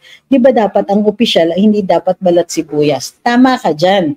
And in fact, kung nag-require ng registration para sa social media, marahil ay malamang ay i-challenge ito doon sa Korte Suprema. O para doon sa mga nagsasabing wag mong patulan, too late na, napatulan na. So sige, hindi ko na po ulitin. Sabi ni Jan, ma'am teacher po here, pansin ko lang po, ba't po pag sa benefit, so nahuhuli kami mga teachers? Naku, hindi ko po alam, pero it might be because ang dami nyo. So, kadalasan kasi, cash in iniintay natin na pumasok yung pera gawa ng pangungulekta ng buwis and so on ng BIR bago mailabas yung ibang yung mga benepisyo ninyo. So it might be that talagang iniintay pa yung sa yung sa koleksyon. Ang laki-laki kasi po talaga ng DepEd. Gayon pa man, ang pagkaintindi ko ay ginagawan po yan ng paraan ng ating kalihim ng edukasyon, which is of course the Vice President. May balita po ba kayo about salary increase ng 2024? Wala pa po eh. Sabi ni JB Forever, misinformation or fake news galing po sa kampo nila. Anong masasabi mo? Nagbigay ka na nga ng fact. Kailangan pa bang komentuhan yan? Sa akin, we have to deal with it. Wag po sweeping generalization. Pag may sinabi silang peke, tulig sa inyo. Yun po ang i-konfrontahin yung fact na yun. Kumbaga, at ilabas natin yung impormasyon. Para sa akin, hindi mahalaga masyado yung tao unless may agenda sila. So yun ang i-attack or i-controvert ninyo. Sabihin nyo, okay, mali yung sinasabi ninyo na yan, eto yung totoo. At sinasabi nyo lang yan kasi merong ganito, kayong pinapanigan or whatever.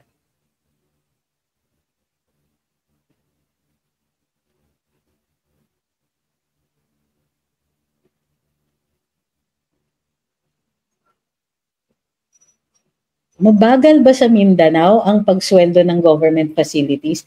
Well, depende po yan. Bahagi po kayo ng BARM kasi may internal na rules ang BARM.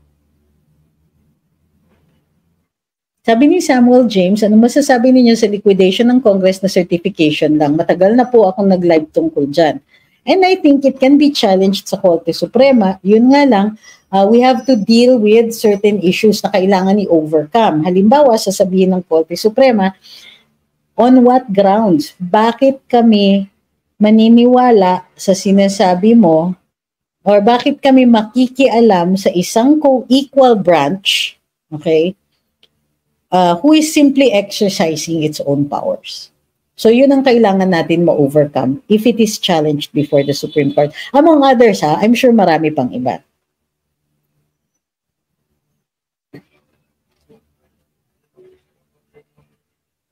Ito sabi ni Ma'am Rosemary Apara, depende daw po yan, sagot daw niya kay teacher, depende po yan sa region na kinabibilangan mo. Kasi kanya-kanyang nilis ng paglakad po ng papers yan. Yan. Teacher din po ako, thus far, di po kami nadidelay. So, tama. Tama, kasi merong LGU component. Oo nga, no? Okay. Thank you, Ma'am Rosemary. So, si Sir Teacher or Madam Teacher, yun po yung sagot. So, aside from yung cash flow ng gobyerno, ito po ay depende dun sa local government ninyo. Ayun. Sabi ni Ayan, kapag may nakita kayong misinformation sa TikTok, mag-reply kayo with a video ng correct information. Lalo, ganda yan. You don't even have to reply within the same TikTok, di ba? Pwede kayong gumawa ng sarili ninyo. Kasi para na-iwas yung conflict. Kasi maganda yan, yung nagpapalitan ng impormasyon nang hindi na personalan, hindi yung away. Mag-New Year na, ha? Diba? Tapos sasabihin pa, ito yung nakakatawa. Dito ako natatawa, yung mga trolls na pupunta sa wall ko, aawayin ako tapos sasabihin, dapat magkaisa na tayo.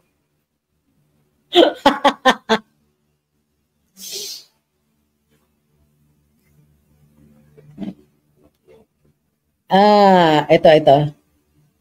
Sabi ni Sunny Joneda, wala namang problema kay Lenny, ang problema yung mga aso sa likod niya. Bakit nagiging issue na naman si Lenny? Tatakbo ba siya? Kaya nire-raise yung issue. Napansin ko yan na people want to talk about Lenny pero I really suspect na the reason is inaano siya. This is yung creeping campaign ba na isinusulong uli yung pangalan niya.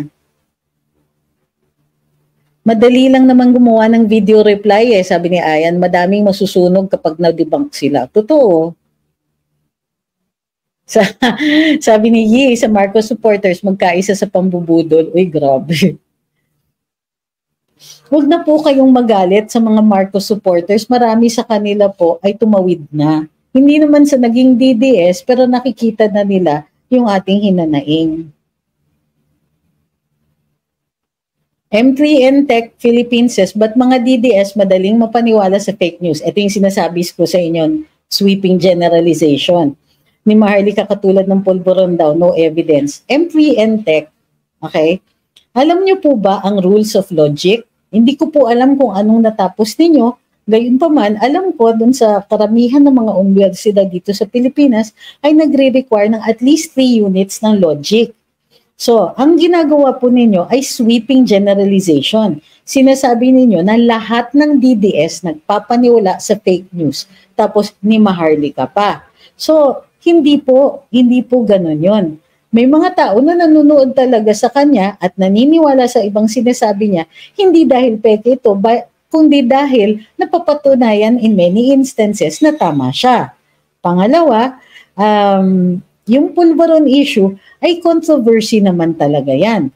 Hindi necessarily naniniwala ang mga tao, pero napaka-entertaining ni Maharlika na hindi nila tinatanggal sa isip yung possibility na tama siya. So, wag po ganun. At wag pong mamalahatin. Kasi ang nangyayari marami kayong inaaway na hindi nyo naman dapat kaaway. O hindi naman umaaway sa inyo. O hindi nga pasok dun sa sinasabi ninyo. Hinay-hinay. Hindi naman, kung meron kayong gustong itama, kung may personal kayo ng ganyan, may maniniwala ba sa inyo?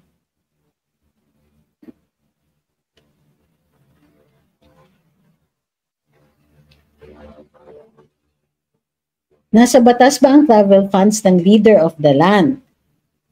Travel is a valid government expense po. Kasi meron naman po talagang instances na kailangan may puntahan ang ating mga kawani ng gobyerno at ang mga opisyalis na ito. Laganap yan sa Kongreso at saka sa Senado kasi bahagi po ng kanilang valid na obligasyon ang pagkukonsulta sa kanilang mga constituents. Ang problema is kung hindi natin nakikita yung purpose ng kanilang pag-travel. O halimbawa, yung inimbita sila ng parliament, parang inter-parliamentary visit. Oo, yan, siguro bahagi yan ng kanilang pag-observe ng mga practices sa iba, okay lang yan. Pero kung binabayaran ng taong bayan kasama yung grand tour ng buong Europa, ibang usapan yan. Kaya kailangan ng transparency para alam natin na gagastos yung travel fund sa tamang paraan at saka sa tamang mga dahilan. Ito, alam mo Rap Lawrence, yung mga paghihikayat ng paghihiwalay ng teritoryo ng Pilipinas ay sedition. So hindi po dapat hinihikayat yan. Pero kung sinasabi niyo yung posible bang mahiwalay, ay depende po sa circumstances. Ano po ang iniisip ninyo?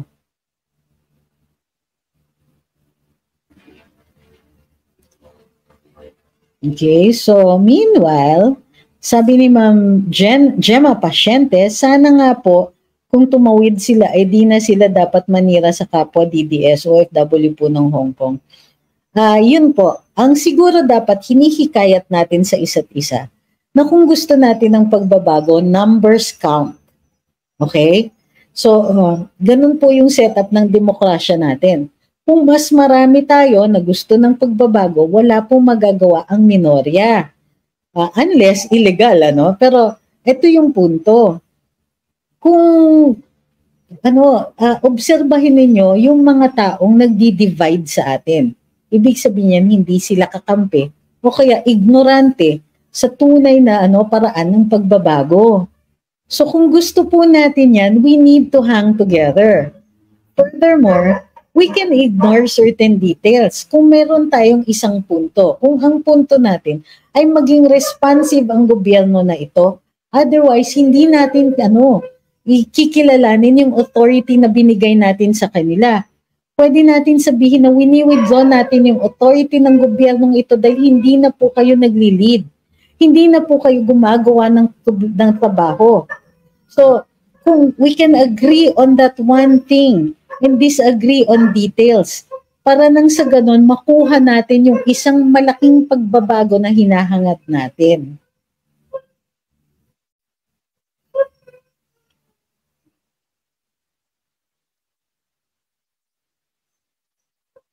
Okay. So, sabi nito, yun nga, yung inuulit niya yung sinabi daw ni former Senator Nikki Cosseteng. Hahanapin ko po yan, ko po talaga nababasa. Sabi ni Barbie, Happy New Year, love and support from Hong Kong. Thanks on informative content ng channel nyo. Dami namin natututunan mga OFW. Uy, maraming salamat po. So ulitin po natin. Ano ang withdrawal of support? Ito ang refusal ng mga citizenry, tayo, mga ordinaryong mga mamamayan, ang autoridad na binigay natin itong eleksyon dito sa ating liderato. Dun sa setup natin ng ating mga batas, ay pagka tayo ay binoto natin for a certain period, yung official na yon. Gayon pa man, kinikilala din ng ating mga batas ang pag-recall. Ibig sabihin, binabawi natin yung autoridad na yon. Wala pong paraan para bawiin sa batas ang autoridad na binigay natin sa Pangulo. Pero hindi ibig sabihin wala.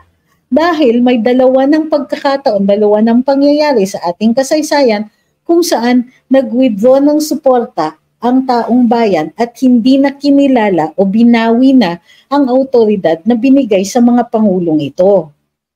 So, hindi po illegal ang pag-withdraw ng support unless in the process ay mayroon tayong nilalabag na specific na batas or ng mga rules o ordinansa. So halimbawa, nagwi-withdraw ka ng support pero nag-jaywalking ka naman, posible matitiketan ka pa rin. So, kung nag-withdraw ka nga ng support Pero may sinaktan kang ibang tao, meron kang nilibel, makakasuhan ka pa rin. Pero yung sinasabi natin dito ay itong paraan ng yung refusal na ng pagkakakilala dun sa liderato dito ay isang paraan po para maka-effect ng pagbabago. Yung extent ng pagbabago na yon will depend kung ganong karami at ganong kalakas ang hinaing ng taong bayan. Kaya para sa akin, kung kayo po ay naniniwala na hindi na nga nagiging responsive ang administrasyon na ito, abay sign up na. Nang sa gayon ay maging aware ang ating liderato na hindi na po tayo masaya at hindi na po nasa punto na tayo na gusto na nating bawiin yung autoridad na binigay sa kanila. JB Forever, yung pag-uulit-ulit mo, hindi ko po sasagutin yan kasi hindi ko po alam kung alam ni VP Inday yan. Hindi nga po kami nag-uusap at hindi ko po nababasa ang kanyang isip. Masyado pong specific yan na issue na nasa loob ng DepEd at hindi po ako taga-DepEd. At hindi ko pa po naaaral yung issue na yan. Okay, sabi nito, maganda rin ito, that 500 billion ayuda for the poor is insane. It's a huge sham, sabi ni Gino. Correct ka dyan. Kasi, ano ba ang ayuda na yan at para saan? Sila ba ay nag-anticipate na mayroong pangyayari na kakailanganin ng ayuda? O matatiming lang itong ayuda na to kapag malapit na ang eleksyon o malapit na ang referendum para sa charter change? Hashtag no to charter change, at least not under this Congress. Diba? So tama po yan. Bukod pa dito, ito yung nakakatawa. Kasi kung itong 500 billion na to ay gawin nating paraan para yung magkaroon uli ng pondo ang land bank at hindi sila magdadamot dun sa pera na yon at mapautang yan para dun sa mga gustong magtayo ng mga munting negosyo, micro, small, medium-sized, or even big businesses, ay sana ginagawa na lang yung available para magkaroon ng economic opportunities dito sa Pilipinas. Instead, gusto nilang ayuda. So it is time to question, bakit ayuda? Bakit hindi na lang yan business loans? Bakit hindi na lang yan loans to farmers or loans to whoever wants to become a farmer? Or dun sa para dun sa mga stewardship ng lupa, bigyan natin ng pondo at pagkakataon ng mga tao mag-alaga ng lupa natin at mag-reforest. Anyari na. Instead, ayuda talaga, handouts make us weak pagka wala sa lugar. Naintindihan ko yung handout kung biktima ng sakuna. Kung mayroon talagang catastrophic na nangyari sa pamilya. Kung hindi, abay gamitin na lang po natin yan sa healthcare. So, isa pa yan, ehemplo ng kahinaan ng leadership. Kasi nakita natin na ang gastos ng Kongreso ay minsan labag na dun sa National Expenditure Program. Hindi tama yun. Ang executive ang naglalagay, ito ang kailangan na pera. Pero nagdadagdag ang Kongreso at meron pa silang para sa ayuda, nakaduda-dudang ayuda. Kasi ang daming ita-timing, eleksyon. Pwede rin i-timing yan sa plebisito. Yan? Institutionalized vote buying na, kunwari na lang na, ay, hindi naman namin sinasadya yung timing pero nangangailangan itong mga to. So, tama naman, na ayuda is the easiest way to buy loyalty from the poor kung kaya't kailangan natin i-question. And so we go back to the original premise. We should not trust government at any time. The entire Constitution is built on the premise that government cannot be trusted. That's why may Bill of Rights. Mayroong mga nakalagay sa ating saligang batas na pagpipigil sa Estado. Hindi sila pwedeng mag-question sa atin kung walang abogado, kung kayo ay yung hinuli. May mga ganon, may mga rights of the accused, may mga rights tayo to be presumed innocent and so on. Pinipigilan ang Estado, pinipigilan ang gobyerno sa kanilang mga against sa kanilang pagmamalabis.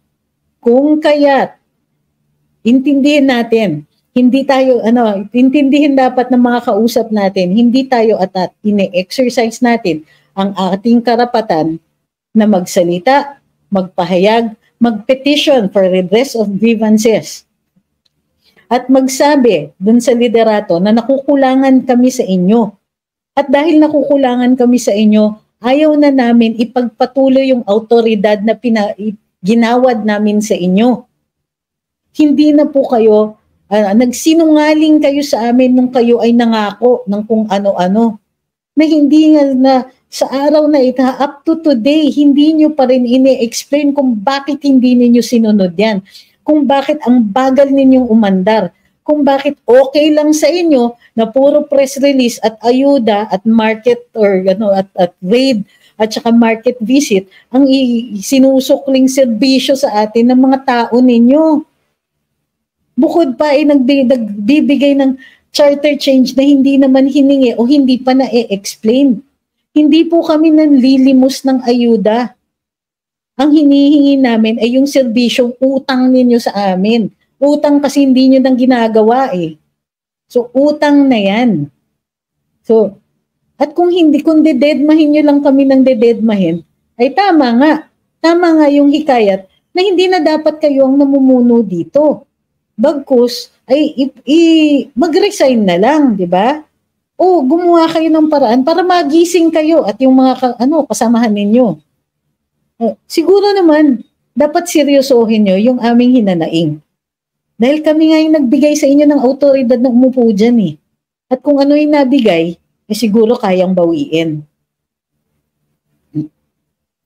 Okay, so, maraming salamat. Medyo natagalan po ang ating live at kailangan ko pa pong bumiyahe. So maraming salamat po sa inyo sa lahat ng mga pinapadala ninyo na komento, mga matatalinong tanong sa statements of support and pati itong mga kahit yung mga appreciation lang. Naku, maraming salamat po sa inyo. Maraming salamat din po sa lahat ng nakikilahok dito sa ating mga diskusyon, maging sa TikTok. Maraming salamat po sa inyo. At saka dito din po sa sa YouTube at saka sa Facebook at saka sa Rumble.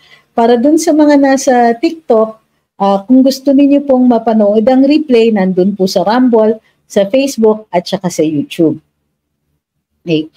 Opo, magiging mapasensya na po. Pero minsan, nagiging passionate din po tayo sa pagsasagot. Kasi minsan, yung mga sinasagot natin, pinipresume kasi nila na tanga tayo. At hindi po tayo ganon.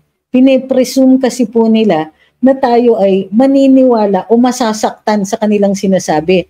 Sa totoo lang, at ito ina-address ko dun sa mga bayaran. Kung sa tingin ninyo, masasaktan kami dun sa sinasabi ninyo, hindi. Kasi walang maikukumpara dun sa masakit na damdamin namin na nabudol kami. Yeah. Mas masakit yun. Mas masakit yung ma-realize na tinulungan namin itong mga taong ito makaupo sa pwesto, tapos yung pala papabayaan nila yung taong bayan na pinangakuan nila ng limpak-limpak na serbisyo. So yun po, huwag pong kakalimutan na ang gobyerno ay naandyan dahil tayo ang kumilala sa kanila. Andyan ang administrasyon na ito dahil tayo ang nagbigay ng autoridad dyan. At posibleng dumating ang panahon na aayaw tayo dun sa autoridad na iginawad natin. So, kung kayo po ay naniniwala dun sa petisyon, sign na po. Kasi, kailangan nila ng wake-up call eh. So, yun, sabi ni Enrico Evans, mas gusto namin trabaho, hindi ayuda. So, correct. Bigyan naman tayo ng konting dignidad, ano? Anyway, alam naman natin na yung iba sa atin dahil may trabaho, hindi naman tayo bibigyan ng kahit ano. Pero yung iba, ayaw nilang kilalanin man lang yung dignidad ng pagkatao, ayuda ng ayuda. So, maraming salamat. At ang gaganda pa rin kasi ng mga nakikita kong mga comments, lalo na dito sa sa TikTok. Ay, kaya niya't magsisipag ako at i-re-record ko po lahat ng ito. Gayon pa man, maraming salamat at sa uulitin, mag-uusap po tayo madalas nang sa gayon, makikita ko rin anong kailangan ninyong i-explain sa namin, at kayo din po na natututo ako dahil sinasabi itong kay Nikki ko, itong kay Senator Nikki, hindi ko nakita yan eh. So ngayon meron akong aaralin. So maraming salamat ha. So muli, mag-iingat po tayo dahil mapeligro ang panahon. May mga oppressive moves sa atin, ginagamit ang ilang civilian. And therefore, pag nagpo-post tayo, mag-iingat na hindi tayo naghihikayat ng illegal. Okay? Protect your accounts, protect your voice. Maraming salamat at sa uulitin po.